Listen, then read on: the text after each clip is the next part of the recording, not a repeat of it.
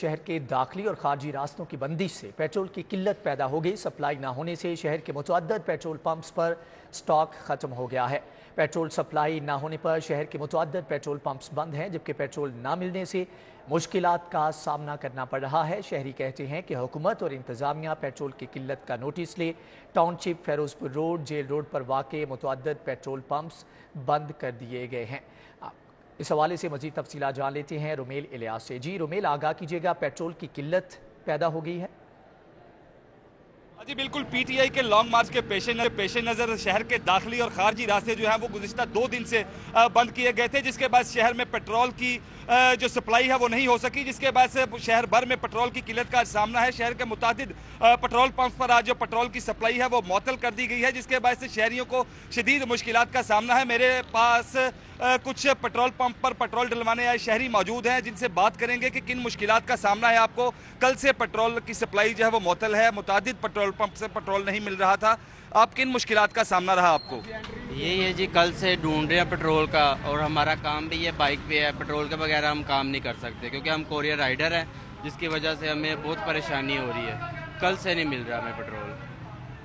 बस ये पता नहीं कौन सा लॉन्ग मार्च है हमारा, तो ये 2 दिन हो गए हमारी छुट्टी है। जी आप भी बताएं जी, किन मुश्किलात का सामना है आपको? कल से पेट्रोल नहीं मिल रहा, क्या कहेंगे आप? अस्सलाम वालेकुम जी सर, यही है कि हमारा जैसे कि काम है कोरियर का, फिर ये सबसे बड़ी मुश्किलात है फ्यूल की।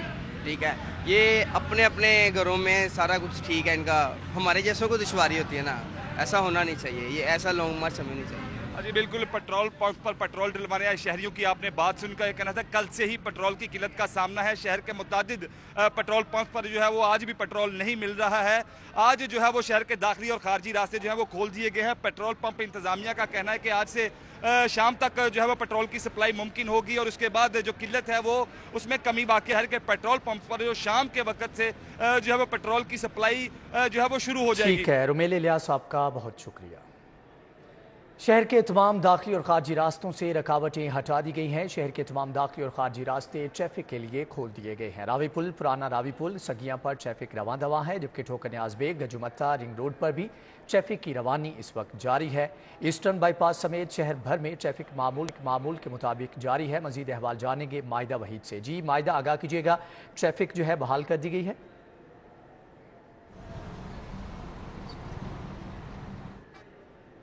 बिल्कुल, इस टाइम मैं बाबू साबू इंटरचेंज पर मौजूद हूँ। यहाँ से जो है सुबह से जो है वो कंटेनर्स हटाने का सिलसिला जो था वो जारी था। मुकम्मल तौर पर मेरे अकब में भी आपको नज़र आ रहा है, मुकम्मल तौर पर कंटेनर्स जो हैं यहाँ से हटा दिए गए हैं। कंटेनर्स को जो है वो क्रेन के ज़रिए एक साइड पर लगा दिया गया है, और सेंटर से जो है वो यहाँ से ट्रैफिक के गुजरने के लिए रास्ता बनाया गया है। कंटेनर्स जो हैं अभी भी यहाँ पर मौजूद है, लेकिन यहाँ पर जो है वो मुकम्मल तौर पर रास्ता बना दिया गया, जिसकी वजह से ट्रैफिक जो है वो मोटरवे के लिए खोल दी गई है। बाबू साबू इंटरचेंज से मोटरवे और ठोकर न्याज बेग दोनों अतराफ के जो रास्ते हैं वो मुकम्मल तौर पर खोल दिए गए हैं, और ट्रैफिक जो है वो अब अपनी मंजिल की तरफ जो है वो रवा तवा है। जी ठीक है मायदा वहीद, आप हमारे साथ रहिएगा।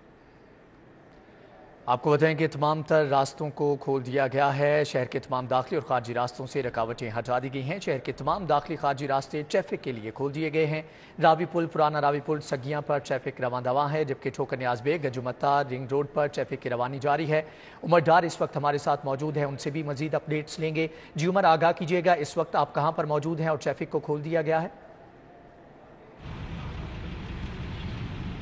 जी बिल्कुल, गुज़िश्ता रोज़ पीटीआई रहनुमाओं और कारकुनान की इस्लामाबाद की जानिब पेशकदमी रोकने के लिए इंतजामिया की जानिब से जो शहर के दाखिली और खारजी रास्ते थे उन समेत जो शहर की मुतअद्दिद अहम शाहराएँ थी उन्हें कंटेनर्स लगा के बंद किया गया था। चूँकि जो पीटीआई कारकुनान हैं अब पसपा हो चुके हैं, तो अब से कुछ देर कबल से ही जो जिन मकामात से रास्ते बंद किए गए थे उन्हें खोलने का सिलसिला जारी है, लेकिन ताहाल मुतअद्दिद मकामात से जो रास्ते हैं उन्हें मुकम्मल तौर पे खोला नहीं जा सका। इस वक्त मैं बत्ती चौक में मौजूद हूँ। अब से कुछ देर कबल यहाँ से कंटेनर्स हटाकर तो यहाँ से रास्ते तो खोल दिए गए हैं, लेकिन यहाँ से कुछ ही फासले पे वाक़या जो नया रावी पुल है उसके जो स्टार्टिंग पॉइंट के दोनों अतराफ जो हैं अभी भी मुकम्मल तौर पर कंटेनर्स नहीं हटाए जा सके। जो ट्रैफिक की रवानी है वो मामूल के मुताबिक नहीं आ सकी, जिसकी वजह से जो नया रावी पुल है वहाँ पे ट्रैफिक का दबाव देखने में आ रहा है। शहरियों को मुश्किलात का सामना करना पड़ रहा है और इस सारी सूरत हाल के पेश नज़र जो शहरी हैं उनमें गमो गुस्सा पाया जाता है और वो बरहमी का इजहार करते हुए दिखाई देते हैं। और शहरियों ने मुतालबा किया है कि नया रावी पुल के मकाम से जो है फौरी तौर पर कंटेनर्स हटा के जो ट्रैफिक की रवानी है उसको मामूल पर लाया जाए। जबकि जो CTO लाहौर हैं मुंतज़िर मेहंदी, उन्होंने कहा है कि जिन मकामात से शहर में रास्ते बंद किए गए थे उन्हें खोलने के अहकामात जारी कर दिए गए हैं।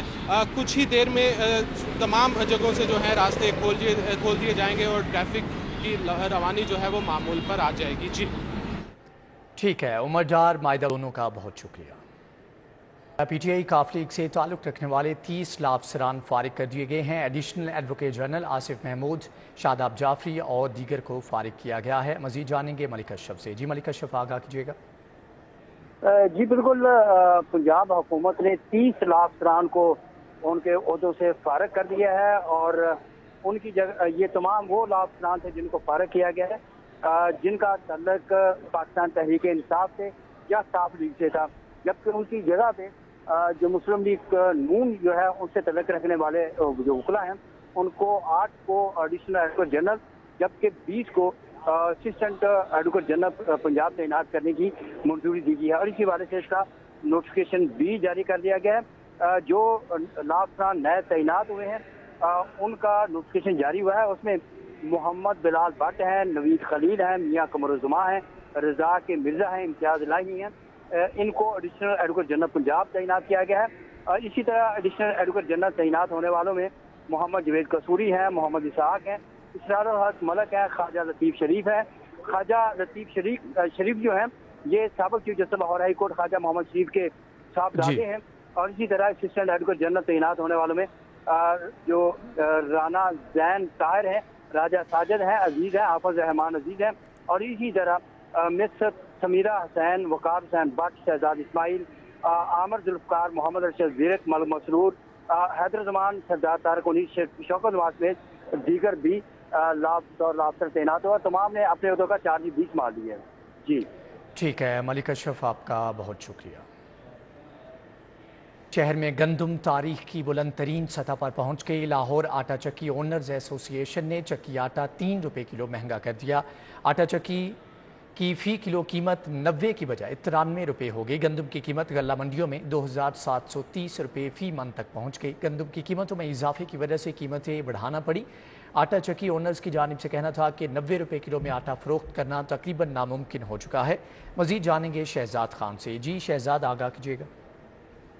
जी बिल्कुल, शहर लाहौर और इसके गिरदोनवाब में वाक़े के शहरों और कस्बों में गंदम की कीमतों में गुज़श्ता एक महीने से मुसलसल इजाफे का सिलसिला जारी है। गंदम की कीमतों में इजाफे की वजह से जो शहर की आटा चक्कियाँ हैं उन पर आटे की कीमत में 3 रुपये फ़ी किलोग्राम का इजाफा देखा जा रहा है। इस वक्त एक चक्की पर मौजूद हैं, यहाँ के मालिक हमारे साथ मौजूद हैं, उनसे हम इस हवाले से बात करते हैं। अस्सलाम वालेकुम भाईजान, क्या हाल है? वालेकुम अस्सलाम। जी अल्हम्दुलिल्लाह, बिल्कुल। बताइएगा क्या सूरत हाल देख रहे हैं गुज़श्ता एक महीने से गंदम की कीमतों की? आज गंदम की कीमतों की क्या कीमत सामने आई? इस साल गंदम की कीमतों की वजह तो यही है, सबसे बड़ी वजह है कि गर्मी का जो सीज़न है जो जल्दी स्टार्ट हो गया है, उस वजह से जो है गंदम की पैदावार कम हुई है। पिछले साल की निस्बत 30% कम हुई है, जिसकी वजह से गंदम की मार्केट में एकदम जो है उसकी डिमांड तलब के मुकाबले में बढ़ गई है। तो इस वजह से गंदम महंगी होने की सबसे बड़ी वजह ये भी है। तो इस वजह से गंदम में मुसलसल इजाफा हो रहा है। आज क्या रेट आया गंदम का? आज का जो रेट है वो 2750 रुपये के लगभग। साफ गंदम जो छनी है वो उसके तकरीबन 30-27 जो 90 रुपये फ़ी किलोग्राम वाला आटा था, अब उसकी नई कीमत क्या सामने आई? अब उसकी नई कीमत जो है वो 93 रुपये हो गई है, 93 रुपीज़ हो चुकी है, पर केजी हो चुकी है इसकी। बिल्कुल, गुफ्तगू आपने सुनी, वो बता रहे हैं कि जो गंदम की नई कीमत है वो 2700। शहजाद खान, आपका बहुत शुक्रिया। साबिक assistant advocate general Punjab Shahbaz Tatla कत्ल केस। कल शहबाज ततला कत्ल केस का फैसला सुनाया जाएगा कि इसमें 3 मुल्ज़मान साबिक SSP मगफर अदील जबकि इरफान अली और वसीम सरवर नामजद किए गए हैं। मुल्ज़मान के खिलाफ थाना नसीराबाद पुलिस ने चालान 20 2020 में चालान पेश किया था। आपको बताएं कि इस हवाले से चालान पेश किया गया था और कल अब ये फैसला सुनाया जाएगा। साबिक assistant advocate general Punjab Shahbaz Tatla कत्ल केस, कल शहबाज ततला कत्ल केस का फैसला सुनाया जाएगा।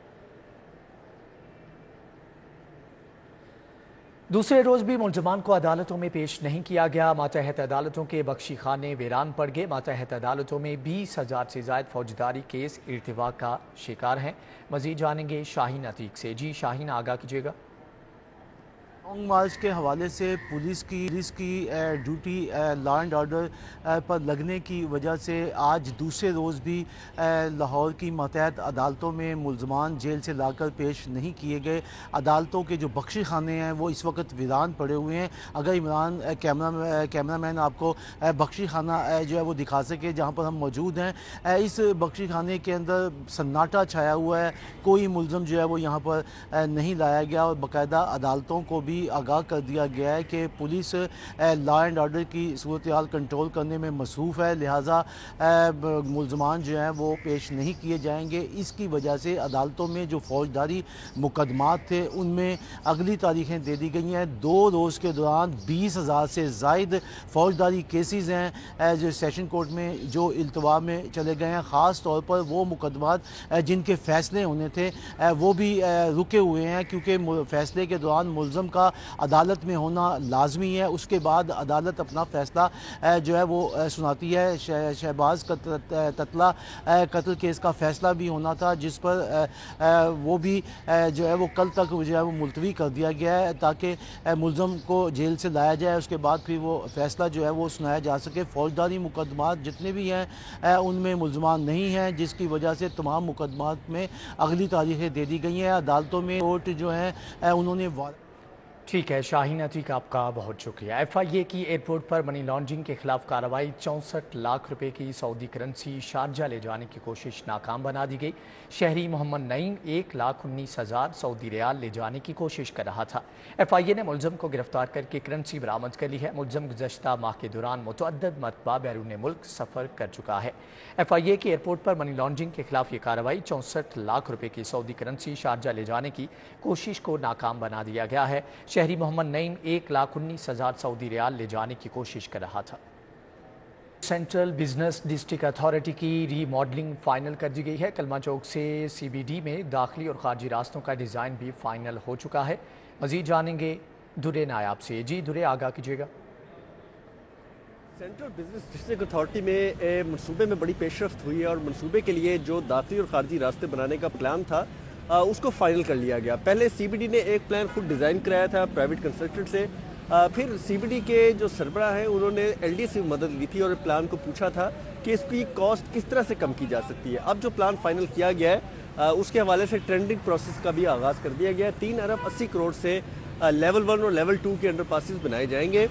जो अंडरपास CBD में दाखिली ट्रैफिक को कैटर करेगा वो लिबर्टी से सेंटर पॉइंट और उसके बाद CBD में रास्ता देगा। इसी तरह जो एग्जिट देगा वो CBD से कलमा चौक की तरफ अंडरपास लेके जाएगा। एंट्रेंस का लेवल 1 होगा और एग्जिट का लेवल 2 होगा। इस हवाले से टेंडरिंग प्रोसेस शुरू किया गया है और CBD ने अपने इख्तियारात इस्तेमाल करते हुए कानून के मुताबिक जो उनका अपना एक्ट है उसमें सिर्फ महदूद कंपनियों को टेंडर प्रोसेस में हिस्सा लेने की दावत दी है, जिसमें सिर्फ नेशनल लेवल की कंपनी है जिसमें NLC है, FW है और पाकिस्तान कंस्ट्रक्शन सर्विसेज है। इन तमाम कंपनीज को जो कि 3 कंपनियां हैं वही टेंडर डालेंगी और उसके लिए 31 तारीख जो है वो हतमी तौर पर लास्ट मुकर्रर की गई है। 3 अरब 80 करोड़ की जो इस पर लागत आएगी उसकी भी दुरे नायाब, आपका बहुत शुक्रिया। लाहौर स्मार्ट सिटी थानों के फंड से 33 मिलियन का कट लगा दिया गया। स्मार्ट सिटी थानों को कंप्यूटराइज्ड करने का फंड सड़कों और सीवरेज पर लगेगा। महकमे खजाना पंजाब ने फंड्स को कट लगाने का तहरीरी हुक्म जारी कर दिया है। लाहौर को स्मार्ट सिटी बनाने के लिए मुख्तस फंड्स में से 9 मिलियन का कट लगा है, जबकि पुलिस स्टेशन के फंड से 1 करोड़ 40 लाख रुपए का कट लगाया गया है। दीगर किन मंसूबों से कट लगाया गया है जान लेते हैं अली रामे से। जी अली, बताइएगा। जी बिल्कुल, अब कोशिश की जा रही है कि ऐसे मंसूबे जिनको फंडिंग नहीं हो सकी और वो प्रोजेक्ट जिन पर फंड इस्तेमाल नहीं किया जा रहा वो बजट दीगर मनसूबों पर मुंतकिल कर दिया जाए, यानी कि फास्ट ट्रैक प्रोजेक्ट्स के ऊपर बजट जो है वो डाइवर्ट करने का सिलसिला अभी भी जारी है। अब पंजाब हुकूमत ने 33 मिलियन का बजट जो कि लाहौर स्मार्ट सिटी के नाम से प्रोजेक्ट के लिए रखा गया और पुलिस स्टेशन की ऑटोमेशन के लिए वो बजट रखा गया। अब वो बजट 33 मिलियन का यानी कि 3 करोड़ 30 लाख रुपए का फ़ंड दीगर मंसूबों को मुंतकिल किया जाए और वो मंसूबे के हैं वो रोड सेक्टर्स के प्रोजेक्ट्स हैं। और गुजरावाला में और सरगोदा में वो ये ज़िला है जहाँ पर ये बजट डाइवर्ट करने के लिए बाकायदा एक तहरीरी हुक्मनामा जारी कर दिया गया और महकमा हाउसिंग को ये बजट दिया गया है महकमा ख़जाना पंजाब की तरफ से। और ये 33 मिलियन का बजट सिर्फ पुलिस स्टेशन के लिए रखा गया था और लाहौर स्मार्ट सिटी के लिए रखा गया था, जो कि अब पंजाब हुकूमत ने यह बजट डाइवर्ट कर दिया और ये 33 मिलियन का बजट अब सड़कों के ऊपर लगेगा, जो कि पहले लाहौर को स्मार्ट सिटी बनाने के लिए इस्तेमाल किया जाना था। और पुलिस स्टेशन में जो ऑटोमेशन का एक सिलसिला चल रहा है, उनकी रेनोवेशन का सिलसिला चल रहा है, उनका बजट जो है वो दी को मुंतकिल किया गया है। ठीक है अली रामे, आपका बहुत शुक्रिया। ख्वातीन कैदियों के लिए बड़ा इक़दाम, ख्वातीन कैदियों की बैरक्स में एक कंडीशन लगवाने का फैसला किया गया है। मजीद अहवाल बता रहे हैं अली साही। जी अली, आगाह कीजिएगा। के लिए बड़ी खबर है कि वज़ीर-ए-आज़म और वज़ीर-ए-आला की जानब से जो जेल इस्लाहात के लिए बनाई गई कमेटी थी, उसकी जानब से तजावीज़ तैयार की गई हैं और ख़वातीन कैदियों की बैरक्स में एयर कंडीशनर लगवाने का फ़ैसला किया गया है। ख़ुसूसन जिन बैरक्स में बच्चे भी मौजूद हैं और ख़वातीन मौजूद हैं, उन पर टॉप प्रायोरिटी में एयर कंडीशनर लगवाए जाएंगे, जबकि दूसरे मरहले में जो पंजाब भर की तमाम जेलों की बैरक्स हैं वहाँ पर एयर कूलर लगवाने का फैसला किया गया है। इस हवाले से जो तखमीना लागत रखा गया है वो 30 करोड़ का बजट जो है वो दरकार होगा। तो इसी हवाले से पहले मरहले में जो कमेटी की जानब से तजावीज़ तैयार की गई हैं वो ख़वातीन बैरक्स में AC लगाए जाएंगे, जबकि दूसरे मरहले में मर्दों की जो बैरक्स हैं वहाँ पे भी एयर कूलर का इंतज़ाम किया जाएगा। तो IG जेल खाना जात की जानब से तमाम फिजिबिलिटी तैयार की जाएगी। ये तमाम जो तजावीज़ हैं जब वज़ीर-ए-आला पंजाब की जानब से मंजूर होंगी तो इसी माली साल में पंजाब की जो ख़वातीन की बैरक्स हैं वहाँ पर एयर कंडीशनर लगाने का जो काम है वो शुरू कर दिया जाएगा, जबकि दूसरे मरहले में तमाम जो बैरक्स हैं वहाँ एयर कूलर लगाए जाएंगे। ठीक है अली साही, आपका बहुत शुक्रिया। वज़ारत मज़हबी अमूर की जानिब से दारुल हुज्जाज लाहौर के आज़मीन के लिए अलहम्रा हाल में तरबीती सेशन का आगाज़ हो चुका है। मज़ीद जानेंगे शाहिद सिपरा से। जी शाहिद, बताइएगा। साल सरकारी स्कीम के तहत जाने वाले आज़मीन को ट्रेनिंग देने के लिए अलहम्रा हॉल में ट्रेनिंग सेशन का इनकाद किया गया है, जिसकी सदारत डायरेक्टर हज लाहौर रियान अब्बास खोखर कर रहे हैं। इसके अलावा जो मास्टर ट्रेनर्स हैं उनकी जानिब से मनासिक हज और इंतजामी अमूर के हवाले से आगाही दी जा रही है। हमारे साथ खोखर साहब मौजूद हैं, उनसे बात करते हैं। सर मुझे बताइएगा, लाहौर से दारुल हुज्जाज लाहौर से कितने आज़मीन जो हैं वो हज के लिए रवाना हो रहे हैं और जो उनको तरबियत दी जा रही है वो किस किस्म की तरबियत दी जा रही है ताकि जब वो हज की सआदत हासिल करें तो उनको आसानी हो? सिपरा साहब, आप माशाल्लाह जैसे हम सब मुसलमान हैं, हमारे जो फ़राइज़ हैं जैसे नमाज जो है हमने सारी ज़िंदगी अदा करनी है, दिन 5 दफ़ा पढ़ते हैं, रोज़े भी सारी ज़िंदगी रखते हैं, ज़कात भी सारी ज़िंदगी देते हैं, लेकिन फ़रीज़ा हज जो है ये ज़िंदगी में सिर्फ एक दफ़ा फ़र्ज़ है। तो इसलिए और अक्सर लोग फ़रीज़ा हज ज़िंदगी में एक दफ़ा अदा करते हैं। तो वज़ारत मज़हबी अमूर ने हज की तरबियत लाजमी करार दी है ताकि जितने भी लोग जो फ़रीज़ा हज की अदायगी के लिए जा रहे हैं कुरान और सुन्नत की तालीमात के मुताबिक फ़रीज़ा हज अदा कर सके। हमारी हज तरबियती प्रोग्राम जो थे ये गुज़श्ता हफ्ते शुरू हुए थे और इंशाल्लाह 1 जून तक पूरे पंजाब में हज के तरबियती प्रोग्राम मुकम्मल हो जाएंगे। आज भी अलहम्रा हाल लाहौर में, सरगोदा में, भावलपुर में और भावल नगर में पंजाब में 5 मकामात पर आज़मीन हज को तरबियत दी जा रही है। लाहौर हाजी कैंप से तकरीबन इस दफ़ा 9,500 हुजाज जो हैं वो सरकारी स्कीम के तहत हिजाज मुक़द्दस इंशाल्लाह रवाना होंगे। उनका मज़ीद यह कहना है कि सिर्फ दारुल हुज्जाज लाहौर की अगर बात की जाए तो यहाँ से 9,000 के करीब जो आज़मीन हज हैं उनको यहाँ तमाम सहूलियात जो हैं मुयस्सर होंगे। ना सिर्फ तरबियत बल्कि दीगर जो मामलात हैं जिसमें क्वाइफ की तकमील समेत दीगर शामिल हैं उनको भी यहीं से मुकम्मल किया जाएगा। ठीक है शाहिद सिपरा, आपका बहुत शुक्रिया। गर्मी की छुट्टियों में प्राइवेट स्कूल्स में समर कैंप लगाने पर पाबंदी आयद की गई है। पाबंदी क्यों लगाएगी जान लेते हैं जुनेद रियाज से। जुनेद, बताइएगा। अजी, मौसम गर्मा की छुट्टियों के दौरान स्कूलों को समर कैंप लगाने पर जो है वो भारी जुर्माने आयद होंगे और इस हवाले से डिस्ट्रिक्ट एजुकेशन अथॉरिटी ने समर कैंप्स के ऊपर सख्ती से पाबंदी आयद कर दी है। और इस हवाले से अगर किसी भी स्कूल में समर कैंप लगाया जाएगा तो उसको पहले मरहले में जो है वो वार्निंग लेटर जो है वो जारी किया जाएगा और इसके बावजूद अगर स्कूल अपने समर कैंप को कंटिन्यू रखता है तो इसके ऊपर जो है स्कूलों को भारी जुर्माना जो है वो आयद किया जाएगा और इस हवाले से सख्ती से हदायत भी स्कूलों को जारी कर दी गई और ख़ास तौर पर प्राइवेट स्कूलों को ये कहा गया कि जब भी वो समर कैंप लगाएं तो इस हवाले से पहले जो है वो आगाह करें डिस्ट्रिक्ट एजुकेशन अथॉरिटी को, क्योंकि इस हवाले से अदालती भी अहकाम जारी किए गए हैं कि जो समर कैंप हैं स्कूलों में वो ना लगाए जाएँ, क्योंकि शदीद सख्त गर्मी की वजह से जो है वो स्कूलों में मौसम गर्मा की तातीलात दी जाती हैं और इसके बावजूद प्राइवेट स्कूलों में पैसे कमाने के चक्कर में जो है वो समर कैंप लगा लिए जाते हैं। तो इस हवाले से सख्ती से हदायत की गई और CEO एजुकेशन परवेज़ अख्तर खान का भी यही कहना है कि क्योंकि गर्मी बहुत शदीद है तो इस हवाले से किसी भी स्कूल को इजाज़त नहीं होगी अगर कोई स्कूल समर कैंप। ठीक है जुनैद रियाज, आपका बहुत शुक्रिया। PCB central intercity cricket tournament trials, PCB का मुल्क भर में ट्रायल्स लेने का फैसला, मजीद बता रहे हैं हाफिज शहबाज। जी हाफिज। जी बिल्कुल, पाकिस्तान क्रिकेट बोर्ड ने मुल्क भर में सीनियर इंटरसिटी क्रिकेट चैंपियनशिप के लिए ट्रायल्स के शेड्यूल का ऐलान कर दिया है। इब्तदाई तौर पर ये शेड्यूल बनाया गया था, गुज़श्ता रोज़ ट्रायल शुरू होना थे, लेकिन गुज़श्ता रोज़ जो मुल्क में धरनों की सूरत हाल थी, सूरत हाल को देखते हुए पाकिस्तान क्रिकेट बोर्ड ने सदर्न पंजाब क्रिकेट एसोसिएशन और नॉर्दर्न क्रिकेट एसोसिएशन में जो ट्रायल्स थे वो मुलतवी कर दिए थे। अब ये ट्रायल्स का नया शेड्यूल जो है पाकिस्तान क्रिकेट बोर्ड की जानिब से जारी किया जाएगा। दूसरी जानिब पाकिस्तान क्रिकेट बोर्ड के ज़रिए तमाम काम करने वाली 6 सूबाई एसोसिएशन में से सूबाई सेंट्रल पंजाब क्रिकेट एसोसिएशन ने पाकिस्तान क्रिकेट बोर्ड पर यह वाज़ेह कर दिया है कि वो जो है सिटी क्रिकेट एसोसिएशन के लिए ट्रायल्स नहीं लेंगे, बल्कि उन्होंने जो पूरा साल क्रिकेट करवाई है क्लब क्रिकेट विंटर लीग, उसके साथ साथ फिर पाकिस्तान क्रिकेट बोर्ड के जरिए तमाम सेंट्रल पंजाब क्रिकेट एसोसिएशन में होने वाली इंटर स्कूल, इंटर कॉलेजिएट और उसके अलावा कम्युनिटी बेस्ड क्रिकेट जो थी 2 रोज़ा चैंपियनशिप, उसकी बुनियाद पर जो खिलाड़ी हैं उनका इंतखाब किया जाएगा और उनमें से जो नुमाया परफॉर्मेंस देने वाले खिलाड़ी हैं उनको कैंप्स में बुलाकर कैंप्स लगाए जाएंगे और उसके बाद टीमों का इंतखाब किया जाएगा। पाकिस्तान क्रिकेट बोर्ड के जरिए तमाम सेंट्रल पंजाब क्रिकेट एसोसिएशन पहली एसोसिएशन है जिसने ट्रायल लेने से मना किया है और इस ट्रायल्स की बजाय उन्होंने परफॉर्मेंस बेस्ड जो टीमें बनाने की जो तंबीद इंडिया दिया है, उस सिलसिले में पाकिस्तान क्रिकेट बोर्ड के जरिए तमाम सेंट्रल पंजाब क्रिकेट एसोसिएशन के जितने भी सिटी। ठीक है हाफिज शहबाज, आपका बहुत शुक्रिया। इसी के साथ ही न्यूज़ बुलेटिन से